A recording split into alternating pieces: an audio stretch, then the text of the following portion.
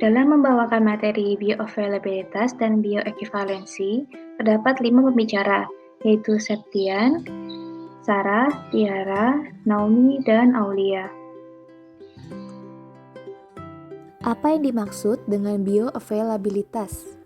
Bioavailabilitas adalah persentase dan kecepatan zat aktif dalam suatu produk obat yang mencapai atau tersedia dalam sirkulasi sistemik dalam bentuk utuh atau aktif setelah pemberian produk obat tersebut diukur dari kadarnya dalam darah terhadap waktu atau dari ekskresinya dalam urin.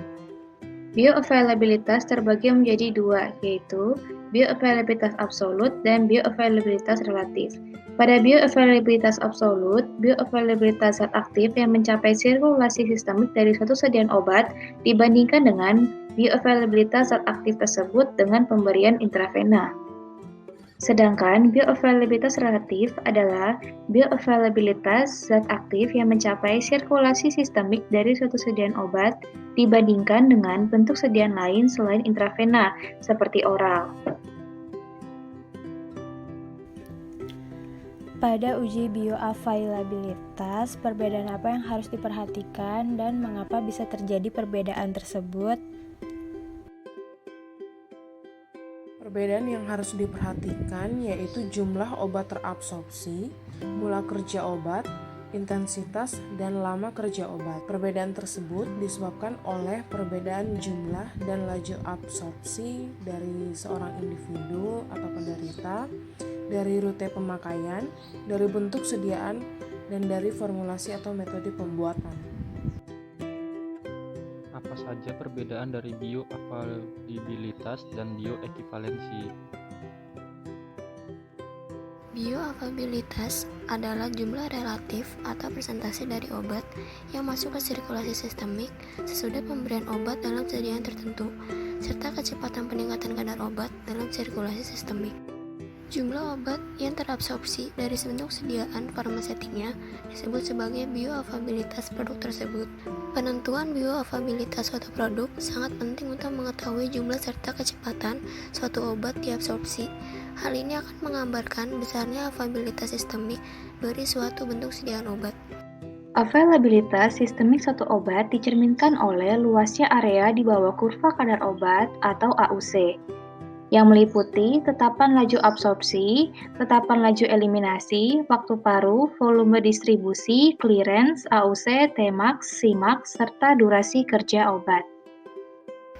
Studi bioekivalensi dilakukan karena banyak produk obat yang dianggap ekivalen farmasetik tidak memberi efek terapeutik yang sebanding pada penderita. Bioekivalensi juga mencangkup pengertian kemanfaatan atau efek suatu produk obat. Namun kesetiaan hayati tidak selalu identik dengan pemanfaatan hayati obat. Oleh karena pada uji kesediaan hayati, yang diukur adalah parameter-parameter jumlah atau kadar obat, bukan parameter-parameter efek obat. Apa persyaratan bioavailabilitas untuk mencapai ekivalensi terapeutik? Bila pada absorpsi sempurna, availabilitas sistemik dari dosis oral ialah 100%, di mana luas AUC-nya sama dengan luas AUC pada pemberian IV. Dalam hal ini, obat secara sempurna terserap melalui saluran cerna dan tidak mengalami biotransformasi yang berarti pada saat first pass melalui hati. Area di bawah kurva konsentrasi obat waktu AUC berguna sebagai ukuran dari jumlah total obat yang utuh tidak berubah yang mencapai sirkulasi sistemik. Setelah pemberian intravena IV, F sama dengan 1, karena seluruh dosis segera terdapat dalam sirkulasi sistemik, oleh karena itu obat dianggap tersedia sempurna setelah pemberian intravena. Setelah pemberian obat secara oral, F berubah dari 0 hingga 1. Kecepatan bioavailabilitas dapat diukur dengan membandingkan Tmax dan Tlag, sedangkan derajat bioavailabilitas dibandingkan dengan Cmax dan AUC. Nilai Ka tidak digunakan sebagai parameter, sedangkan nilai Kel dan T paru harus menunjukkan hasil yang sama. Apakah untuk setiap obat diperlukan uji bioavailabilitas? Ketentuan yang menyatakan hal tersebut belum ada. Hal ini mungkin disebabkan oleh biaya yang diperlukan untuk pengujian bioavailabilitas cukup mahal, dan bila melakukan secara in vivo perlu pertimbangan matang dari segi etik, legalitas, dan tidak merugikan objek.